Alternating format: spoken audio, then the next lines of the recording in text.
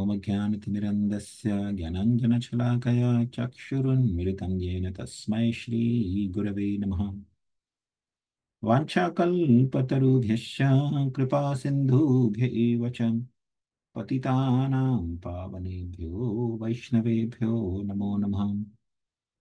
श्रीकृष्ण चैतन्य प्रभु नित्यानंद श्री अद्वैत गदाधर श्रीवासदि गौर भक्तवृंद। हरे कृष्णा कृष्ण कृष्णा हरे हरे, हरे राम राम राम हरे हरे।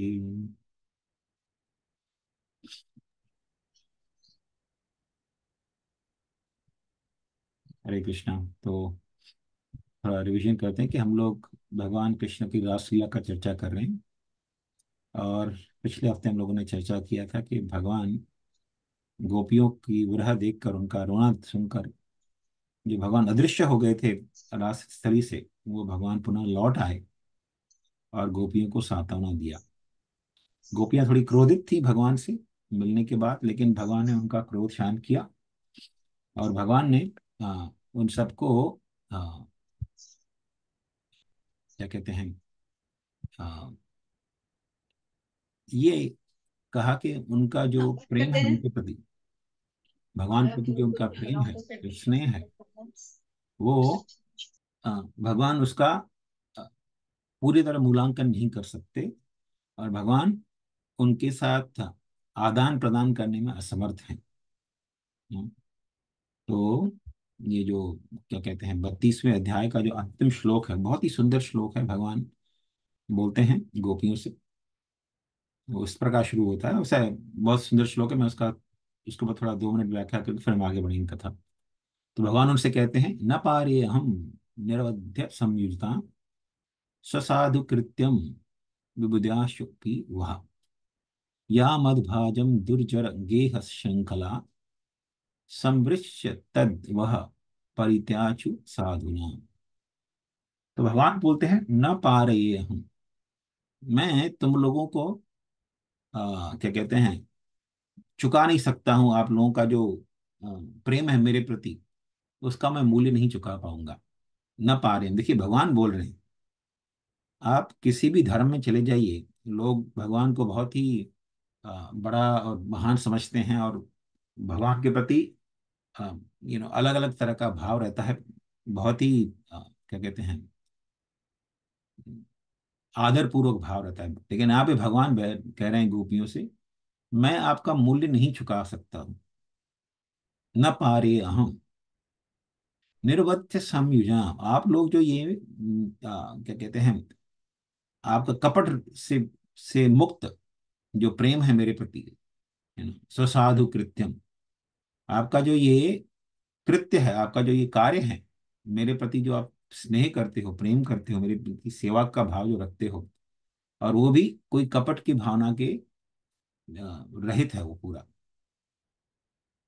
तो ऐसे कृत्य जो हैं आपके, ऐसे जो कार्य हैं आपके, तो विभु जो हैं, ब्रह्मा जो हैं, ब्रह्मा जी के जीवन काल तक मैं आप लोगों का कुछ सेवा करता रहूं तो भी मैं इसे चुका ना पाऊंगा।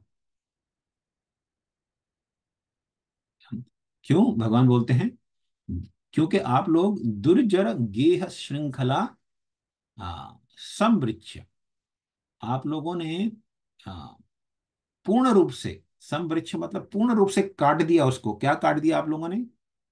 दुर्जर गेह श्रृंखला। श्रृंखला मतलब जैसे बोलते हैं ना कड़ी, जैसे हिंदी में बोलते हैं श्रृंखला, अगली श्रृंखला में हम ये देखेंगे। श्रृंखला मतलब कड़ी, या जंजीर को भी श्रृंखला बोलते हैं। तो गेह श्रृंखला मतलब जो आसक्ति लोगों को घर से बांधे रखती है, वो दुर्जर है, वो बहुत ही कठिन है तोड़ पाना। घर में अपने परिवार के लोगों में आसक्ति होना इतना गाढ़ा आसक्ति होता है, वो जंजीर से करोड़ों गुना मजबूत होता है। अब देखिए कई बार लोग अपने माता पिता को छोड़ के चले जाते हैं, दूसरे देश चले जाएंगे या रहने लगते हैं वहां पर, फिर भी माता पिता का आसक्ति नहीं छोड़ता उनसे। भले ही बच्चे कितना भी उनसे दूर चले जाएं, और कुछ ख्याल भी नहीं रखे हैं उनका, फिर भी जब मरते हैं तो पूरा अपना संपत्ति अपने बच्चों के लिए छोड़ के जाते हैं। ऐसा नहीं कि चलो मैं अभी, बच्चों ने मेरा बहुत अनादर किया, मुझे छोड़ के चले गए, फिर भी आसक्ति इतनी कठिन है उसको त्याग कर पाना। तो भगवान बोलते हैं आप लोगों ने उस आसक्ति को समृच्छ पूर्ण तरह से काट दिया। तो मैं आ, और आप मेरे प्रति समर्पित हो गए भक्ति में, मेरे प्रति सेवा भाव में लग गए हो आप। तो मैं इस प्रेम को पूर्ण रूप से मूल्यांकन नहीं कर सकता हूं, उसका मूल्य नहीं चुका सकता हूं। तो आपने जो कार्य किए हैं, मेरे प्रति जो प्रेम है आपका, मेरे प्रति जो सेवा भाव है, वही एक आपका पारितोषिक है, वही आपका एक मूल्य है। जो आप कार्य करें वही कार्य ही आपके सही मानने में मूल्य है। तो भगवान देखिए इतना प्रेम करते हैं अपने भक्तों से, कह रहे हैं कि मैं नहीं चुका पाऊंगा आप लोगों का यू नो कार्यों का मूल्य, आपकी भक्ति का जो कार्य है उसका मूल्य नहीं चुका पाऊंगा। और भगवान सचमुच अपने सभी भक्तों के साथ अ, वैसे ही स्नेह करते हैं। लेकिन खास करके जो अपने परिवार वगैरह को त्याग कर साधु बन जाते हैं ना, और भगवान की सेवा में लग जाते हैं, जैसे कि इस्कॉन में बहुत सारे ऐसे भक्त हैं जो अपने परिवार वगैरह को छोड़कर साधु बन गए हैं, ब्रह्मचारी या सन्यासी बन गए हैं। तो ये भगवान, और भगवान की सेवा में लगे हुए हैं, पूर्ण तरह भगवान की सेवा में लगे हुए हैं। तो भगवान ऐसे भक्तों के प्रति बहुत ही अधिक गाढ़ा स्नेह रखते हैं। जैसे यहाँ पे गोपियों के प्रति स्नेह है, वैसे ही उन भक्तों के प्रति भगवान को बहुत स्नेह होता है, जो बहुत प्रेम होता है, कि जो अपने परिवार के जो जंजीरें हैं, सांसारिक बंधनों की जो जंजीरें हैं, उनको सबको तोड़कर भगवान की सेवा में लग रहे हैं। तो अब भगवान इस तरह गोपियों को संतुष्ट किए, और फिर भगवान ने जो लीला कहते हैं ना, जैसे रास डांस कहते हैं, या भगवान का रास लीला, वो भगवान ने अब शुरू किया।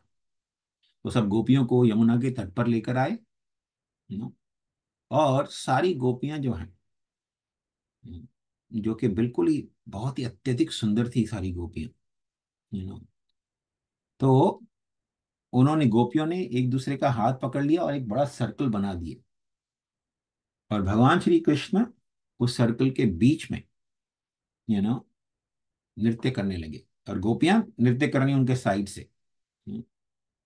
और फिर भगवान इतना ही नहीं, अपने आप को विस्तारित कर लिए, और हर एक गोपी, जो दो दो गोपियां हाथ पकड़ी हुई थी एक दूसरे का, उन दोनों के बीच में आकर उनके हाथ पकड़ लिए भगवान ने, हाथ पकड़ लिए, और कुछ गोपियों के कंधे पर हाथ रख लिए। तो आप देखेंगे कभी कभी आप अगर इस्कॉन के मंदिरों में जाएंगे, तो आपको दिखेगा भक्त लोग ऐसे ही नृत्य करते हैं। इस्कॉन के मंदिरों में जो नृत्य करते हैं भक्त लोग, भगवान होते हैं, राधा कृष्ण का विग्रह रहेगा सामने ऑल्टर पर, और भक्त लोग उनके सामने नृत्य करते हैं ऐसे ही, एक दूसरे के गले में हाथ डालकर, या हाथ हाथ पकड़ के, या कभी कभी भगवान की तरफ जाते हैं वापस आते हैं। तो इस प्रकार बिल्कुल ठीक उसी प्रकार गोपियां नृत्य करने लगी, और भगवान उनके साथ साक्षात, यू नो, हर एक गोपी के बीच में, दो दो गोपियों के बीच में भगवान स्वयं भी नृत्य कर रहे थे उनके साथ। हम्म। तो ये अद्भुत दृश्य था। जब भगवान ऐसी लीला करते हैं, रासलीला करते हैं, तो वो छिपी नहीं रह सकती। पूरे देवता गण, ऊपर से गंधर्व देवता और नाना प्रकार के जो सिद्ध देव वगैरह लोग थे, वो सब नीचे आ गए। और गंधर्व जो हैं, वो सुंदर रूप से भगवान की रासलीला का वर्णन करने लगे, नाना प्रकार के श्लोक बनाकर वो भगवान की लीला का वर्णन करने लगे। गंधर्व मतलब क्या होते हैं? कवि होते हैं, वो बहुत बड़े अच्छे कवि होते हैं, और वहां खड़े खड़े ही कविता रचना कर सकते हैं। ऐसा नहीं कि उनको कुछ सोचना पड़ता है, उनके अंदर ऐसी क्षमता होती है कि कुछ देखा तो उसको देखते ही उसके ऊपर कविता लिख सकते हैं। लेकिन ये गंधर्व जो होते हैं, ये सामान्यतः किसी ऐसी भी चीज पर कविता नहीं लिखते, जैसे आजकल के कवि होते हैं ना, अभी कवि सम्मेलन देखिए, उसमें कुछ भी उटपटांग चीजों पर कविता लिखते हैं ये लोग। लेकिन गंधर्व जो होते हैं वो केवल भगवान की लीलाओं पर कविता लिखते हैं, सुंदर सुंदर क्या कहते हैं, गीत लिखते हैं, और गीत लिखते ही नहीं, गाते भी हैं, उनको गाना भी होता है, क्षमता होती है उनकी गाने की। तो गंधर्व आकर भगवान की जो रासलीला थी उसके ऊपर सुंदर सुंदर गाने बनाने लगे, और गाने भी लगे।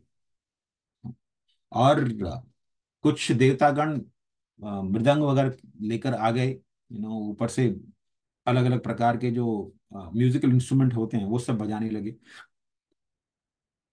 और अ, कुछ देवतागण ऊपर से फूलों की वर्षा करने लगे। पूरी रास स्थली पर अनगिनत देवताओं के लोग से जो फूल होते हैं वो सारे फूल गिरने लगे भगवान के ऊपर और गोपियों के ऊपर।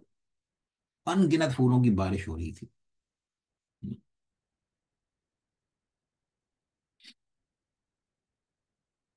और जब ये सब चल रहा था, तो जैसे देखिए भगवान थे, भगवान कृष्ण जो है सांवले रंग के हैं, है ना, लेकिन गोपियां जो हैं वो गोरी हैं। उनका शरीर का जो रंग है वो बहुत ही सुंदर, खास करके राधानी का जो रंग है वो तो उसे कहा जाता है तप्त कांचन, गौरांगी। भगवान राधा रानी जो है वो गौर अंगी है। गौरांगी मतलब उनके शरीर का अंग जो है बहुत ही गौर वर्ण का है। और कैसे गौर वर्ण का है? तप्त कांचन, मानो सोने को अगर पिघला दो तो पिघला हुआ सोना कैसे लगता है, एकदम बड़ा ही सुंदर, और थोड़ा येलोइश ऑरेंज कलर का लगता है। तो राधा रानी का पूरा जो त्वचा है शरीर का बिल्कुल वैसा ही है। और बहुत सारी गोपियां जो है उनका भी शरीर बहुत गोरा है। बहुत सारी गोपियों का शरीर का रंग राधा रानी के जैसे रंग शरीर का है। तो भगवान सांवले रंग के हैं और गोपियां गोरे रंग की हैं। तो जब भगवान उनके बीच में थे, सारी गोपियों के बीच में थे, तो ऐसा लग रहा था कि मानो सोने की अंगूठी पे कभी कभी हम लोग अगर नीले रंग का नीलमणि, सफायर जिसे बोलते हैं, वो उस सोने की अंगूठी में जड़ दें तो वो अंगूठी कितनी सुंदर लगती है।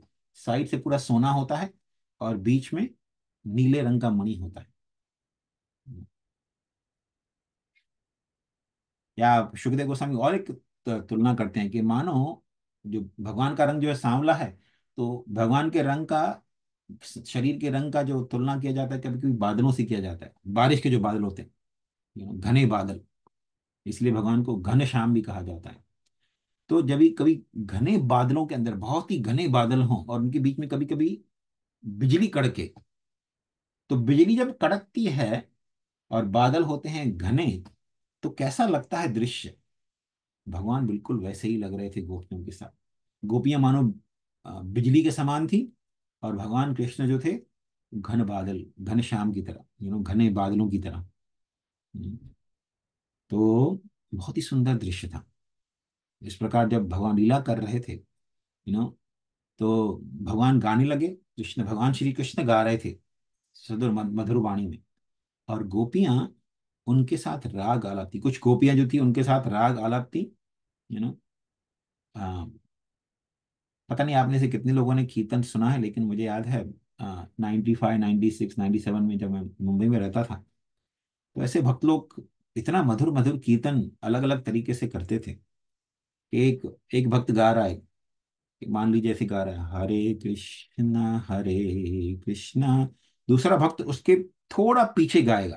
तो जब ये हरे कृष्णा बोल रहा है तो हरे निकल गया, तो दूसरा भक्त हरे चालू करेगा, तो ऐसा लगता था कि मानो पीछे पीछे ही चल रहा है, और इतना सुंदर लगता था वो।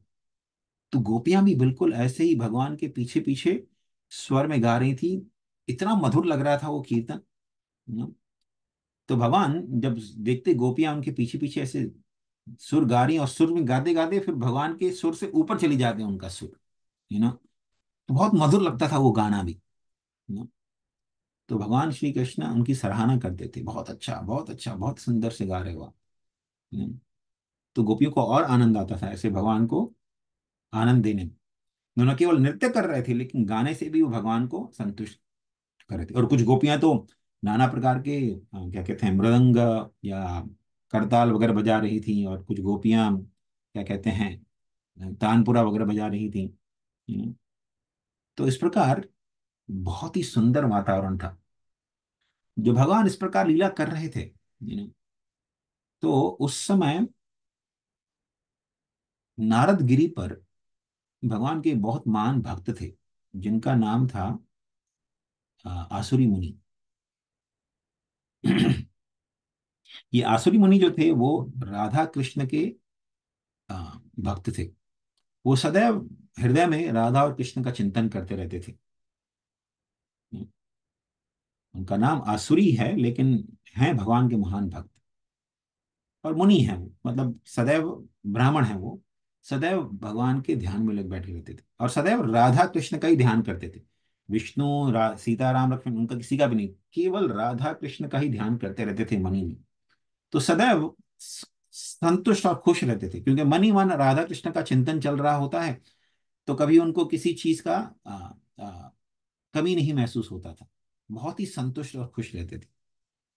जब भगवान यहाँ रासलीला कर रहे थे तो आसुरी मुनि ध्यान में बैठे जब, तो भगवान कृष्ण लुप्त हो गए उनके ध्यान से। भगवान गायब हो गए। तो आसुरी मुनि तो हमेशा जब भी आंखें बंद करके बैठे तो तुरंत भगवान आ जाते थे उनके मन में। राधा और कृष्ण दोनों ही दिखते थे उनको मन में। लेकिन यहाँ तो बहुत ध्यान करने की कोशिश करें, लेकिन राधा कृष्ण आ ही नहीं रहे मन में। तो बहुत विचलित हो गए, बोले ये क्या हो रहा है। फिर और कोशिश किए, लेकिन फिर भी राधा कृष्ण बिल्कुल आए ही नहीं उनके ध्यान में। तो इतने खिन्न हो गए वो कि मुझे भगवान का दर्शन करना पड़ेगा। अभी मन में तो नहीं आ रहे हैं, लेकिन भगवान का सामने जाके दर्शन करना पड़ेगा। तो सीधे बद्रिक आश्रम पहुंच गए। अब देखिए, राधा कृष्ण के भक्त हैं, लेकिन ऐसा नहीं कि मैं केवल राधा कृष्ण का ही दर्शन करूंगा। वो जानते हैं कृष्ण और भगवान कृष्ण के जो नाना रूप हैं, जैसे नर नारायण ऋषि हैं, उसमें कोई अंतर नहीं है। तो बद्रिक आश्रम पहुंच गए कि मैं भगवान का वहां पे दर्शन कर लूंगा। लेकिन जब बद्रिक आश्रम पहुंचे तो देखिए नर नारायण ऋषि भी वहां नहीं है। तो बोले ये क्या हो गया। तो और खिन्न हो गए। नो। फिर वो लोकालोक पर्वत के पार करके फिर नीचे जो, जहाँ नीचे भगवान रहते हैं ना, गर्भोदक ओशन समुद्र में, वहां गए शैया पर। वहां पर भी भगवान नहीं दिख रहे। तो बड़े विचलित हो गए। वहां भक्तों को पूछे कि भगवान कहाँ गए। बोले हम नहीं जानते। तो फिर पुनः लौट के आए, क्षीर सागर में गए, क्योंकि भगवान क्षीर सागर में बहते हैं विष्णु के रूप में, क्षीरोदक्षाय विष्णु के रूप में। तो वहां गए तो वहां भी देखे अनंत शैया है ही नहीं, भगवान है ही नहीं, अनंत शैया भी नहीं है। न अनंत है ना भगवान कृष्ण है। क्षीर सागर खाली पड़ा हुआ है। तो वहां भक्तों को पूछे भाई भगवान कहाँ गए। बोले हम नहीं जानते। तो और खिन्न हो गए, बोले हो क्या रहा है, ये भगवान कहाँ चले गए। न मन में आ रहे हैं, न कहीं दिख रहे हैं। न? तो आसुरी मुनि इतने शक्तिशाली भक्त थे, ये ब्रह्मांड को चीर कर वो वैकुंठ धाम चले गए कि मैं वैकुंठ में जाके भगवान का दर्शन करूंगा। उनके अंदर क्षमता था वैकुंठ जाने का। तो वैकुंठ पहुंच गए। वहां भी लक्ष्मी नारायण के दर्शन नहीं हो रहे। तो पूछे वहां भक्तों को क्या हुआ भाई, कहाँ चले गए कृष्ण, भगवान कहाँ चले गए। तो भक्त लोग वही उत्तर दिए, हम नहीं जानते कहाँ गए। अब तो आसुरी मुनि को रहा ही नहीं गया कि क्या हो रहा है, भगवान कहाँ। मैंने कोई अपराध कर दिया क्या, क्या हो गया ऐसे। क्योंकि बिना अपराध के भगवान कभी ऐसे गायब नहीं हो जाते। तो उनको लगा क्या किया मैंने।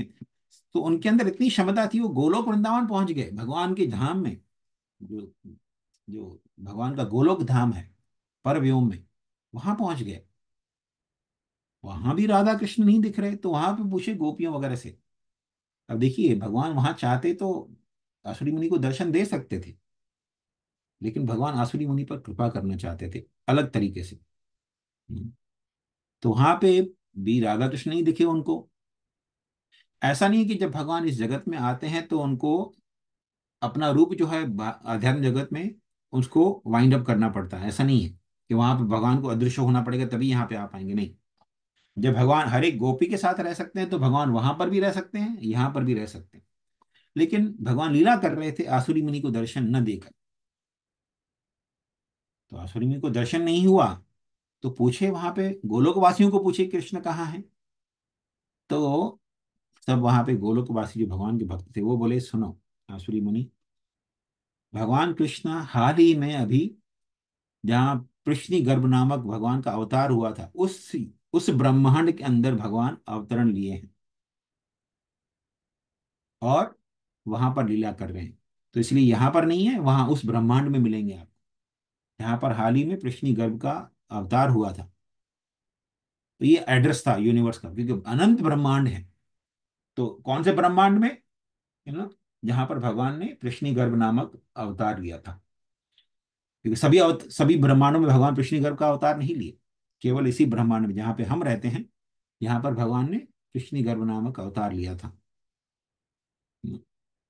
तो तो आसुरी मुनि पता करके आ गए, इस ब्रह्मांड के अंदर आ गए वापस।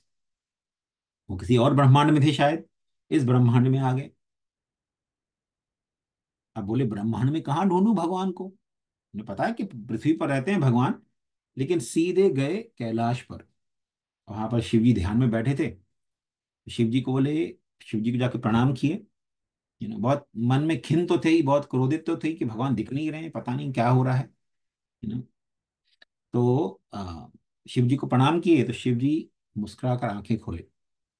बोले आसुरी मुनि आइए आइए। कि भगवान शिव जी भी जानते हैं आसुरी मुनि को, कितने महान भक्त हैं कृष्ण के। तो भगवान उनका आदर किए शिव जी। और आसुरी मुनि को शिव जी को बोले कि भगवान पता नहीं क्या हो रहा है, मुझे कहीं भगवान के दर्शन नहीं हो रहे हैं। यू नो आपको पता है भगवान कहाँ पर है।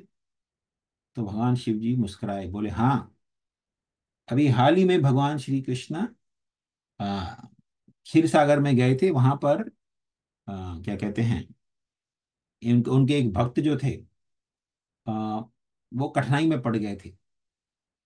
यू नो तो भगवान ने अभी भी उनका उद्धार किया। उनको कोई मत्स्य निगल गया था, तो भगवान ने अभी भी उनका उद्धार करके पुनः वापस राजस्थली में लौटे, और अभी रासलीला कर रहे हैं भगवान गोपियों के साथ। तो चलो मेरे साथ, हम दोनों जाके भगवान के दर्शन वहीं पे करेंगे। तो शिव जी और आसुरी मुनि दोनों ही सीधे व्रजभूमि में पहुंच गए, और रास मंडली में जाने का प्रयत्न करने लगे। तो वहां पे गोपियां खड़ी थी। तो कुछ गोपियों ने कहा नहीं, आप अंदर नहीं जा सकते हो। तो आसुरी मुनि ने बड़े ही आदर पूर्वक कहा कि देखिए हम भगवान के दर्शन के लिए आए हैं। शिव जी भी बोले उनको, बड़े आदर से बोले कि हम देखिए भगवान कृष्ण के दर्शन के लिए आए हैं, तो हमारा मन बहुत ही विचलित है, प्लीज हमें भगवान का दर्शन करने दीजिए। तो गोपियां बोली देखिए, आप दोनों ब्राह्मण श्रेष्ठ हैं, लेकिन आप ये जान लीजिए कि हमें यहाँ पर कृष्ण ने ही नियोजित किया है। क्योंकि ये एकांतवास का जगह है, जहाँ पर केवल एकमात्र पुरुष कृष्ण ही है। और वहाँ यहाँ पर कृष्ण केवल गोपियों के साथ रासलीला करते हैं। तो एक कृष्ण के अलावा और कोई पुरुष यहाँ पर जा ही नहीं सकता, ये कृष्ण का आज्ञा है। तो आप लोग काम करिए, अगर भगवान को दर्शन करना है आपको, तो ये मान सरोवर है, यहाँ पर मान सरोवर में आप दोनों डुबकी लगाइए, तो आपको गोपी का रूप मिल जाएगा, फिर आप जा सकते हो अंदर। तो आसुरी मुनि और भगवान शिव जी बड़े आदर पूर्वक मानसरोवर में गए, वहां डुबकी लगाए, और गोपी का रूप प्राप्त हो गया दोनों को, भगवान शिव जी को भी और आसुरी मुनि को भी। फिर वो रासस्थली में प्रवेश किए, रासलीला में प्रवेश किए, और भगवान का रासलीला देखा उन्होंने वहां पर। जब भगवान ये सब लीला कर रहे थे, उस समय भगवान शिव जी और आसुरी मुनि दोनों वहां पर गोपी के रूप में प्रकट हुए। तो भगवान कृष्ण देखे गोपी के रूप में भगवान महादेव को और आसुरी मुनि को। तो भगवान बहुत प्रसन्न हुए गोपी को, शिव जी और आसुरी मुनि को देखकर, क्योंकि दोनों ही भगवान के महान भक्त हैं। शिव जी भी भगवान की निरंतर चिंतन करते रहते हैं। तो दोनों को देखकर भगवान कृष्ण को बहुत प्रसन्नता हुई, गोपी रूप में खास करके। न? तो दोनों ने मिलकर भगवान कृष्ण का स्तुति किया, शिव जी और आसुरी मुनि ने। क्या स्तुति करने लगे, कृष्ण कृष्ण महायोगी, बहुत सुंदर सुंदर श्लोकों की रचना की उन्होंने। यू नो ये लगभग कुछ आई थिंक 5 या 6 श्लोकों में बहुत सुंदर से भगवान का गुणगान किया उन्होंने। तो भगवान ये गुणगान सुनकर बहुत प्रसन्न हुए। हम्म। और फिर भगवान बोले दोनों से कि आप दोनों मेरे परम भक्त हो, बताइए आपको क्या वरदान दूं, मैं आपको आपका मनचाहा वरदान देना चाहता हूँ। तो दोनों आसुरी मुनि और शिव जी भगवान को हाथ जोड़कर बोले कि भगवान, हमारा स्नेह, हमारा प्रेम जो है आपके प्रति, वही हमारा सबसे बड़ा पारितोषिक है। हमें और किसी चीज की आवश्यकता ही नहीं है। लेकिन आप देना चाहते हैं तो हम ये एक चीज मांगते हैं आपसे कि आप राधा कृष्ण के चरणों में सदैव इस ब्रज भूमि में हमारा वास हो। तो भगवान कृष्ण ने तथास्तु कहा। और इस प्रकार भगवान कृष्ण ने आसुरी मुनि और भगवान शिव दोनों को ही रास स्थली के अंदर हमेशा के लिए वास दे दिया। तो आज भी अगर जाएंगे आप तो शिव जी का मंदिर है वृंदावन में, ब्रजभूमि के अंदर ही शिव जी का मंदिर है जिसे गोपेश्वर महादेव कहते हैं। वहां पर भगवान शिव का लिंग है लेकिन उसे गोपी के रूप में सजाया जाता है हमेशा, और उसे गोपेश्वर महादेव कहा जाता है। क्योंकि देखिए भगवान शिव जी जो हैं वो भगवान कृष्ण के बहुत ही प्रिय भक्त हैं। इसीलिए उनका एक नाम है वैष्णव। वैष्णव मतलब जो विष्णु के भक्त होते हैं उन्हें वैष्णव कहा जाता है। यू नो और जो स्त्रियां भगवान विष्णु की भक्त होती हैं उन्हें वैष्णवी कहा जाता है। तो माता पार्वती कौन एक बहुत ही प्रमुख नाम है जो दक्षिण भारत में उन्हें बहुत ही अच्छे से जानते हैं इस नाम को, वैष्णवी। वैष्णवी अर्थात जो भगवान विष्णु की भक्त हो। और भगवान शिव जी जो है वो वैष्णव माने जाते हैं। वैष्णवानाम यथा शंभु, वैष्णव में सर्वश्रेष्ठ है भगवान शंभु। नो तो आज भी भगवान शिव को वहां गोपेश्वर महादेव के रूप में सजाया जाता है। और वो सदैव भगवान विष्णु के भक्तों की और भगवान विष्णु के जो क्षेत्र हैं मंदिर वगैरह हैं उनकी रक्षा करते हैं। तो आप देखेंगे जहां पर भी भगवान कृष्ण का मंदिर होता है ना, एक्चुअली खास करके ये दक्षिण भारत की पद्धति होती थी पहले, जहां पर भी कृष्ण का मंदिर होगा या विष्णु का मंदिर होगा वहां पर शिवलिंग भी स्थापित किया जाता था। क्योंकि भगवान शिव जी जो हैं महान भक्त हैं भगवान कृष्ण के, वो सदैव वहां रहकर मंदिर की रक्षा करते हैं। यू नो उन्हें धाम का आ, आ, पालक कहा गया है। पालक मतलब वो रक्षा करते हैं उसकी। कोई असुर वगैरह आकर भगवान के मंदिर का नाश न करे, इसलिए भगवान शिव जी वहां सदैव रहकर रक्षा करते हैं मंदिर की। अभी आजकल मंदिरों में वैसे होते नहीं शिवलिंग, लेकिन जो लोग भगवान शिव जी को स्थापित करते हैं कृष्ण के साथ, उनके मंदिर की भगवान सदैव रक्षा करते हैं। शिव जी स्वयं रक्षा करते हैं त्रिशूल के साथ, रक्षा करते हैं उन मंदिरों की। तो इस प्रकार भगवान शिव जी को और असुरी मुनि को एक स्थान मिल गया ब्रजभूमि में सदैव के लिए। तो भगवान रासलीला कर रहे हैं गोपियों के साथ, सुंदर सुंदर लीला कर रहे थे, आ, नृत्य कर रहे थे। और नृत्य करते करते गोपियां और भगवान श्री कृष्ण के शरीर पर पसीने की बूंदें आने लगी, क्योंकि नृत्य कर रहे हैं। नृत्य मतलब परिश्रम होता है नृत्य में तो, लेकिन हालांकि ये परिश्रम जो है प्रेम पूर्वक परिश्रम है, इसमें तो आनंद आता है। तो गोपियां उनके चेहरे पर पसीना आने लगा, भगवान के चेहरे पर पसीना आने लगा। तो जब भगवान देखे कि गोपियां थोड़ी थक गई हैं, भगवान गोपियों के चेहरे पोंछने लगे अपने हाथों से। जब भगवान के हाथों से उनके चेहरे पोंछ रहे हैं ना, तो गोपियों को बहुत क्या कहते हैं राहत मिल रही थी ना। कुछ गोपियां भगवान कृष्ण के हाथ लेकर अपने छाती पर रख दी। कुछ गोपियों को, एक गोपी को भगवान कृष्ण ने अपने कमर में हाथ डालकर नजदीक ले लिया और अपने मुंह से जो कहते हैं ना, क्या कहते हैं, अ, पान वगैरह का और सुपारी जो था वो उनके उनको मुंह में दे दिया भगवान ने। तो इस प्रकार भगवान अ, बहुत ही सुंदर लीलाएं कर रहे थे गोपियों के साथ। और सुखदेव गोस्वामी कहते हैं कि भगवान जो भी क्या कहते हैं सारी जो नियम होते हैं ना इस जगत के, खास करके जो स्त्री पुरुष के रिश्ते के जो नियम हैं उन सबको भगवान ने भंग कर दिया। कुछ भी नियमों का पालन नहीं किया।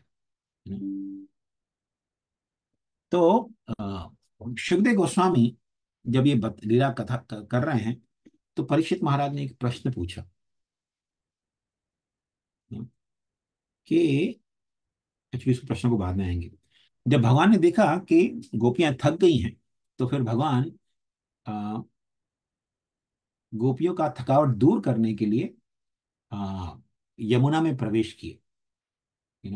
और गोपियां उनके पीछे पीछे भगवान के पीछे पीछे यमुना में प्रवेश किए। और यमुना उस समय इतनी सुंदर थी, यमुना में नीले कमल खिले हुए थे, जो चंद्रमा की रोशनी से खिलते हैं, बताया था पहले ही। तो पूरी यमुना कमलों से भरी हुई थी। और उसमें भगवान श्री कृष्ण एक हाथी के समान प्रविष्ट हुए। और जब गोपियां उनके पीछे पीछे गई तो ऐसा लग रहा था कि मानो एक हाथी अपनी हथनियों के साथ हाँ, नदी में नहाने के लिए उतरा है, आनंद लेने के लिए उतरा है। और जब भगवान कृष्ण यमुना में थे तो सारी गोपियां सब तरफ से उनके ऊपर पानी हाँ, क्या कहते हैं, फेंकने लगी, हाथों से पानी भगवान को डालने लगी। और भगवान कृष्ण अपने हाथों से सारी गोपियों पर पानी डालने लगे। और फिर भगवान आ, खास करके राधा रानी को लिए अपने साथ, और जहाँ पानी गहरा था वहां जाने लगे भगवान। तो भगवान कृष्ण तो लंबे हैं लेकिन राधा रानी इतनी लंबी नहीं है। तो राधा रानी जो थी भगवान कृष्ण को भगवान कृष्ण पकड़े हुए थे। तो राधा रानी तो भगवान को नहीं पकड़ी हुई थी, लेकिन कृष्ण पकड़े हुए थे। उनको लगा कि चलो भगवान पकड़ के लेके जा रहे हैं, गहरे पानी में चलेगा। भगवान कृष्ण ले गए उनको गहरे पानी में और फिर छोड़ दिया राधा रानी। तो जब छोड़ दिया तो राधा रानी पानी के नीचे जाने लगी। उन्होंने तुरंत भगवान कृष्ण के गले में अपने हाथ डाल दिए अपने आप को ऊपर लाने के लिए। तो फिर पानी के अंदर भगवान और सारी गोपियां राधा रानी के साथ सुंदर सुंदर लीलाएं किए। और इस प्रकार जब सुखदेव गोस्वामी बता रहे थे ये लीला, तो परीक्षित महाराज ने एक प्रश्न पूछा। वो बोले कृष्ण को, सुखदेव गोस्वामी को, कि हे गोस्वामी, अ, हे सुखदेव गोस्वामी, भगवान कृष्ण इस जगत में आते हैं अधर्म का विनाश करने के लिए और धर्म का स्थापना करने के लिए, जैसे भगवान गीता में कहते हैं, यू नो, विनाशाय च दुष्कृता धर्म संस्थापनार्थाय संभवामि युगे। मैं धर्म की स्थापना करने के लिए आता हूँ, अधर्म का नाश करने के लिए, और अधर्मियों का भी नाश करने के लिए आता हूँ। यू नो तो अगर भगवान धर्म का स्थापना करने के लिए आते हैं, तो इस जगत में जो भी नियम है, खास करके स्त्री पुरुष का जो संबंध है उसके संबंध में जो संबंध, जो नियम है, यू नो तो भगवान इन नियमों को कैसे तोड़ सकते हैं? इतना क्या कहते हैं, बुरी तरह से भगवान कैसे व्यवहार कर सकते हैं कि दूसरों की पत्नियों के साथ नृत्य करें? हम्म, तो ये तो कोई अच्छी बात नहीं है। अब देखिए, ऐसा नहीं कि परीक्षित महाराज नहीं जानते थे कि भगवान कृष्ण का क्या आ, स्थान है, और भगवान क्यों किए ये सब लीलाएं, खास करके लास लीला क्यों किए भगवान। परीक्षित महाराज जानते हैं, लेकिन फिर भी ये प्रश्न पूछ रहे हैं ताकि जो बद्ध जीव हैं, जो मूर्ख लोग हैं इस जगत में, जो कृष्ण के ऊपर टिप्पणी करते हैं ना, उनको पता चले। न? देखिए, खास करके इंडिया में ये महात्मा गांधी थे।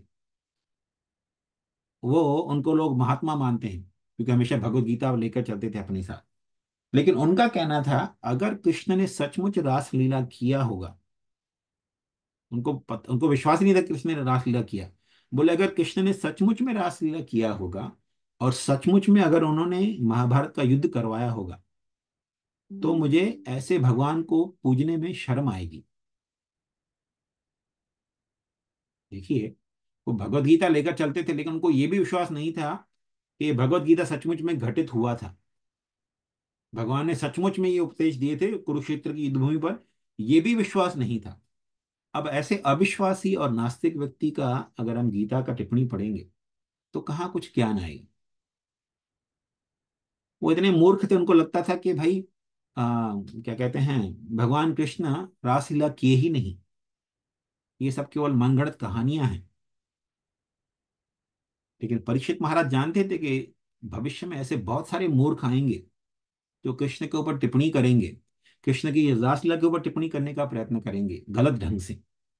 इसीलिए परीक्षित महाराज ने ये प्रश्न पूछा सुखदेव गोस्वामी को। सुखदेव गोस्वामी बहुत सुंदर उत्तर दिए उनका। ना? सुखदेव गोस्वामी ने कहा कि देखो राजा, राजन परीक्षित, आप इस जगत में भी देखते हैं कि कभी कभी कोई शक्तिशाली व्यक्ति कुछ गलत काम भी कर दे तो उसे दंडित नहीं किया जाता। ना? जैसे मान लीजिए, अभी देखिए, क्या कहते हैं, इस देश में ही डोनाल्ड ट्रंप के ऊपर बहुत सारे केस चल रहे थे। इसका मतलब ये नहीं कि उनको जेल में डाल दिया जाएगा, नहीं। शायद शायद कुछ सही भी केसेस होंगे, कुछ गलत होंगे, उनको लांछन लगाने कुछ सही भी होंगे। इसका मतलब ये नहीं कि उनको जेल में डाल दिया गया। तो जो व्यक्ति इस जगत में शक्तिशाली होता है, जिसके पास धन होता है या शक्ति होती है या कोई बहुत बड़ा पदवी होती है, तो वो भी कुछ कभी कभी गलत कार्य करता है तो उसे दंडित नहीं किया जाता। न? और यहां तक कि कभी कभी कोई व्यक्ति कुछ गलत कार्य कर भी देता है तो लोगों के अंदर क्षमता भी, इतनी भी शक्ति नहीं होती उसके सामने कुछ बोल भी सके उसको। न?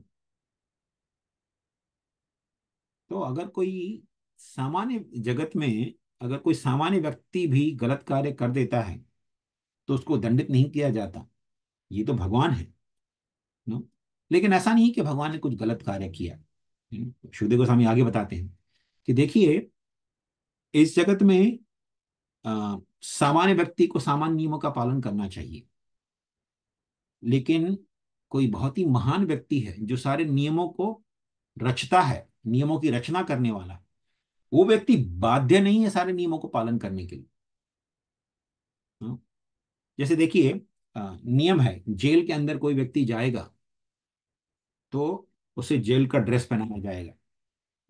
जो जेल में रहने जा रहा है व्यक्ति, वो जेल का ड्रेस पहनेगा और जेल के नियमों का पालन करेगा। उसे सुबह उठना पड़ेगा एक समय पर, अपना नहा धो के फिर कुछ काम काज में लगना पड़ेगा। जेल के अंदर कुछ काम काज होता है, उन काम काज में लगना पड़ेगा।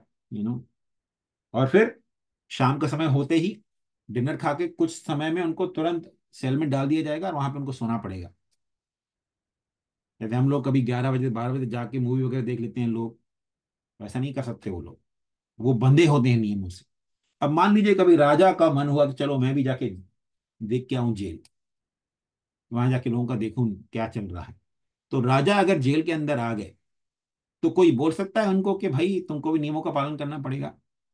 जेलर हो, सारे जो सैनिक हो जेल के अंदर, वो कोई उनको बोल सकता है कि आपको ये नियमों का पालन करना पड़ेगा? नहीं, क्योंकि वो राजा है, वो नियम पालन करता है, नियमों का रचयिता है। और पूरे जेल का या उनके जो प्रमुख लोग हैं जेल के, उनका भी पालन करता है वो। तो उनको नियमों का पालन की आवश्यकता नहीं है। वो नियम उन्होंने बद्ध जीवों, जो जेल के अंदर रहने वाले लोग हैं, उनके लिए बनाए हैं। और और एक उदाहरण देते हैं, सुखदेव गोस्वामी कहते हैं कि भगवान शिव जी, आ, जब अमृत मंथन का समय हुआ तो उन्होंने पूरा जहर पी लिया था। और जहर भी इतना, थोड़ा कोई मुट्ठी भर जहर नहीं था, समुद्र जितना, इतना जहर निकला था बाहर। तो पूरे समुद्र को, जहर का जो पूरा समुद्र था उसको उन्होंने उंगलियों अपने हाथों में लेकर भगवान शिव जी पी गए थे।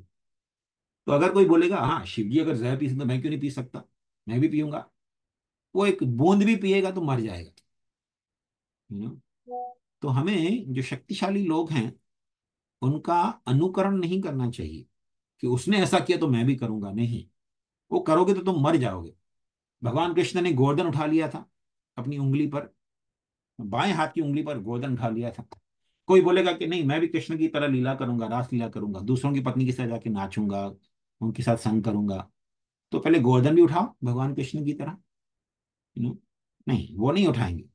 तो जो भगवान है वो इस जगत में नियमों का स्थापना करने आते हैं, लेकिन अपने भक्तों को संतुष्टि के लिए वो कभी कभी नियमों का उल्लंघन भी करते हैं। तो भगवान कृष्ण को ऐसा नहीं कि कुछ इच्छा थी कि मैं रासलीला करूं जाके। यू नो उनको कुछ कमी लग रही थी कि नहीं मुझे लड़कियों के साथ जाके डांस करना है, नहीं। गोपियों को भगवान कृष्ण को संतुष्ट करना था, उसी तरह से संतुष्ट करना था जैसे एक लड़की लड़की को संतुष्ट करती है। तो भगवान उनकी संतुष्टि के लिए उनसे प्रेम पूर्वक आदान प्रदान करने के लिए लीला किए थे रासलीला, क्योंकि भगवान अपने भक्तों को सदैव संतुष्ट करना चाहते हैं। तो गोपियों की संतुष्टि के लिए भगवान ने रासलीला रचा था। न? तो भगवान कभी कभी भक्तों की संतुष्टि के लिए इस जगत के नियमों का उल्लंघन करते हैं। न? लेकिन सामान्य व्यक्ति को ऐसा नहीं करना चाहिए। सामान्य व्यक्ति को भगवान का अनुसरण करना चाहिए, अनुकरण नहीं करना चाहिए। भगवान को इमिटेट नहीं करना चाहिए, भगवान के उपदेशों का पालन करना चाहिए। जो व्यक्ति भगवान को इमिटेट करने का या अनुकरण करने का प्रयत्न करेगा वो पूरी तरह से नष्ट हो जाएगा, उसको बहुत ही अधोगति प्राप्त होगी। अगर कोई व्यक्ति सोचता है कि भगवान कृष्ण ने जैसे लीला किया, रासलीला मैं भी करूंगा, तो श्रीमद् भागवतम के 5वें स्कंद में एक नर्क बताया गया है, तप्त सूर्मी नामक नर्क।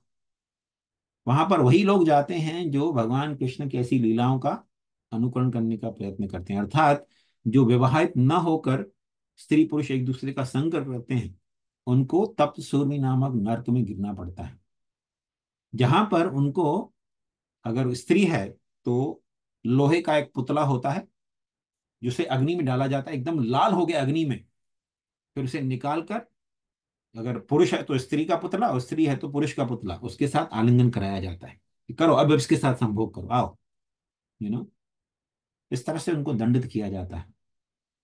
you know? तो ऐसे लोग नरक में गिरते हैं। अभी कुछ ऐसे भी मूर्ख लोग हैं जो किसी धर्म का पालन करते हैं, बोलते हैं कृष्ण भी नरक में पड़ गए थे क्योंकि उन्होंने रासलीला किया था। अब कृष्ण अगर नरक में पड़ गए तो कृष्ण के नाम जप से कैसे कोई उद्धार हो जाएगा?